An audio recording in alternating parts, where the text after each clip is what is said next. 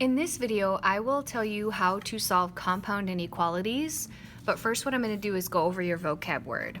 So a compound inequality will consist of two distinct inequalities, and they will work together, and what they're going to do is be joined by the word and or the word or.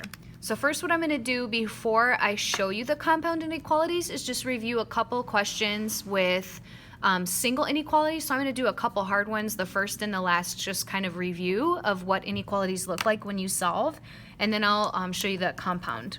So an inequality you solve much like you would solve if you had an equal sign, but you just have an inequality sign, so greater than or less than. So I'm going to start with this one here, and you solve it very similarly by isolating the x term. And so to do that, I need to get rid of this minus 2. So what I'm going to do is add 2 to both sides. So when I add the number 2, I have 14 is greater than or equal to x.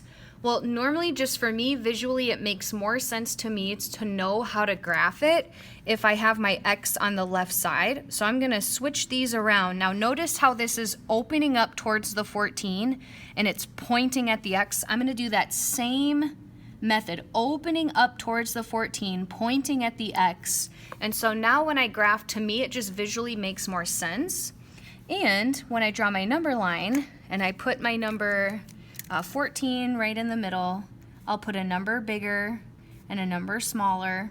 Now when I graph this, to me it just makes more sense to say, okay, I'm going to circle that 14, fill it in because of the equal to, and now look at where my arrow is pointing. It's pointing to the left, so x is less than or equal to 14.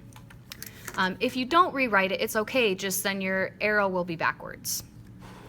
Now for this question over here, I'm going to show you one that's just a little bit more complicated. I'm going to do this one because, no, actually, I'll do this one, the very last one. But this one you'd need to distribute combined like terms. But for this question here, if I solve, again, I like to have my x on the left side. So if I subtract 5x, I would now have negative 2x minus 12 is greater than the number 10. So now to solve for my x, I want to add 12 over. So I'm adding 12.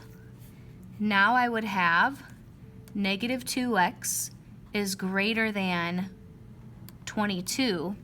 And now I need to divide by the coefficient. And when you divide by or multiply by a negative, don't forget that your sign will flip directions. So my solution will be that x is less than or equal to negative 11. So that's my inequality. So my graph would be something like this. So I'm going to put negative 11 in the middle, a number smaller on the left, a number larger on the right. I'm going to circle the number negative 11, but this time do not fill it in because this does not say equal to, and my direction of my arrow points to the left. So I'm going to shade less than, which would be to the left. So just kind of a quick review. But now if we have two distinct inequalities that are working together by the words and or, you're going to see something just a little bit different here. So I'm going to go through each of these examples.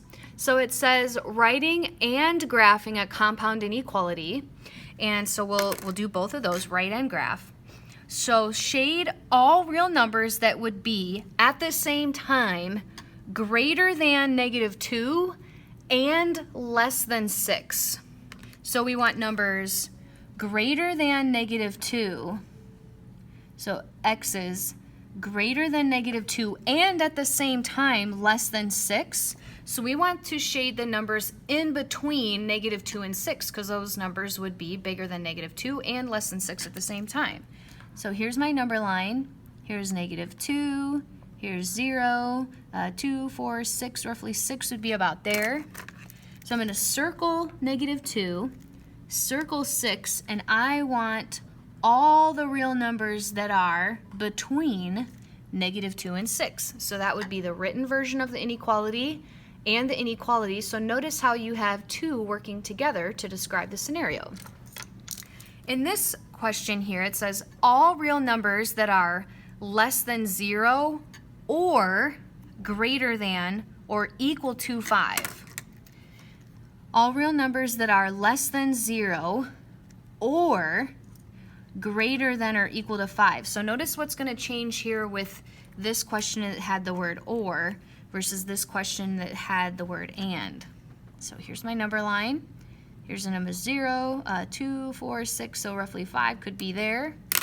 So I want to shade numbers that are less than 0. So less than 0 would go to the left. But greater than or equal to 5, so I'm going to circle 5 and shade it in, would be larger. So typically what you'll see with an OR problem is, you know, some number evaluated here, 0 and 5, that's what we're looking at, and then outwards versus and problems, if they're trying to fulfill both at the same time, you typically shade in the middle. Okay, so here's one more. So there's a word here that's important, and the word says inclusive.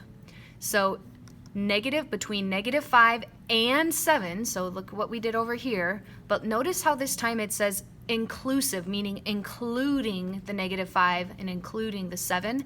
How might that be slightly different than this question over here?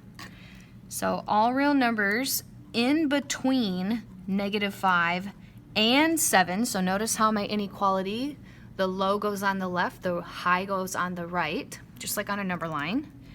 And if I have my number line here and I put -5 and 1, 2, 3, 4, here's 0, and then 7 over here, if I'm including those numbers, I'm not only going to circle them, but I will also shade them in, so that's different than this one over here.